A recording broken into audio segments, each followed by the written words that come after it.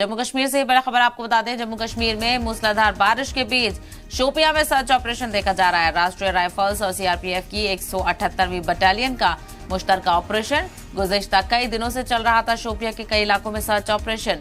शोपियां में security forces का operation खत्म हुआ है। इलाके में मिलिटेंट की मौजूदगी की इत्तला मिली थी, तो कई दिनों से जारी सर्च ऑपरेशन खत्म हो चुका है। मूसलाधार बारिश के बीच शोपियां में सर्च ऑपरेशन देखा जा रहा था।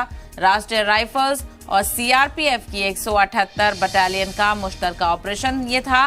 गुज़िश्ता कई दिनों से शोपियां के कई इलाकों में ये ऑपरेशन देखने को मिल रहा था, और लेकिन फिलहाल जो जानकारी मिल रही है, शोपियां के सिक्योरिटी फोर्सेस का ऑपरेशन खत्म हो चुका है।